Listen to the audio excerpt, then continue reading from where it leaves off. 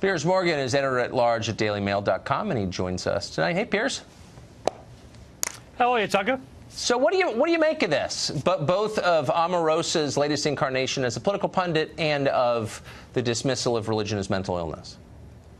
Well, look, first of all, I find it absolutely ridiculous that we're even having to discuss Omarosa in any serious political context. And the only reason we're doing that is because she was allowed to have an office in the West Wing of the White House for nearly a year.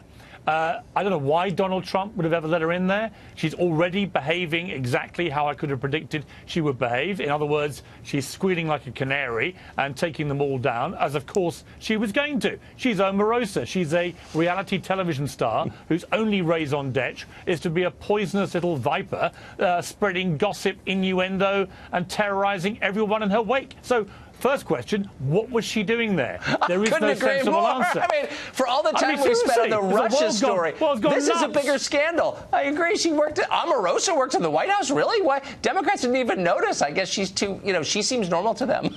I guess. I don't know. Well, the extraordinary thing, I think, is we have all this stuff about Rob Porter, which is a very serious matter, and it's quite clear that he shouldn't have been there either, given what we now know about him. And there are questions for the administration right to the top about who knew what, where and when. But if we're going to apply that logic and judgment to Rob Porter, where was the same logic and judgment about having Omarosa with her own office in the West Wing? I mean, it is almost beyond parody. And yet there is a serious point to this, Tucker, which is who is the president surrounding himself with? I have a lot of time for Donald Trump. I've known him a very long time. I met him when I took part on Celebrity Apprentice with Omarosa. But he's got to have better people around him in the White House, I think, than the types of people we see with Rob Porter and Omarosa.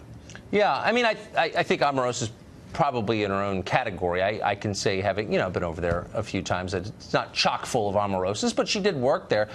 She became famous for being horrible. I don't think it's an overstatement. You worked with her on The Apprentice. What's she like? She's absolutely appalling. I mean, literally one of the worst human beings I've ever encountered in my life. And I've encountered a lot of bad people. She has no saving grace. She was vicious, conniving, scheming, plotting, treacherous. I mean, her first gambit to me, day one, first challenge, she sidles up to me. I've never even met this woman. And she says to me, "Hey, Piers, we should have a showmance." I said, "What's a showmance?" She went, she said, "On The Apprentice, everyone has sex together. So you and I could do that, and then we could sell it and make loads of money." I said, are you completely deluded? What? Please go away. She said, "What's the matter with you? Are you gay?" I went, "No, just because I don't want to have sex with you on this show, that doesn't make me gay." So anyway, this was your Me Too moment. For about...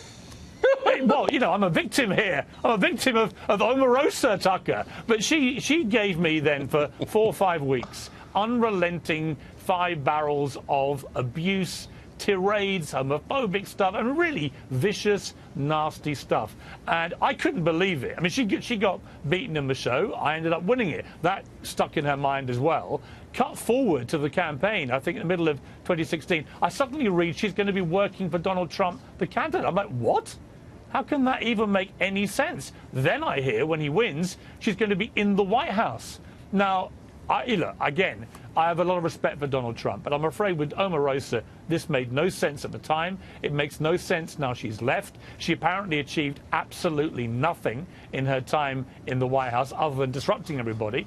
And you can just bet your life she was there listening, plotting, scheming, probably tape recording. We're now going to have Celebrity Big Brother and all the stuff will come out of that. Then we're going to have the book, then the docuseries, and then the Lifetime movie, Tucker, at which point you and I are going to have to leave the country because it is so ridiculously absurd.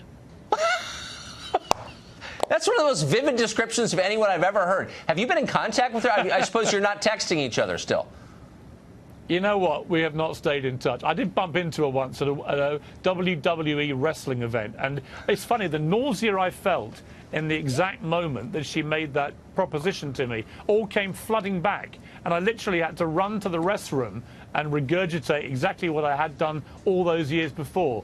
She is beyond any reproach. She's a professional agitator of epic proportions and probably the least trustworthy human being ever conceived on God's earth. And for her now to be laying into Mike Pence about religion when religion has somehow created this monster is beyond any sense of realism you could ever wish to have. What a life you lead. Running into Omarosa WWE is so fantastic. Piers Morgan, come back anytime. Great to see you.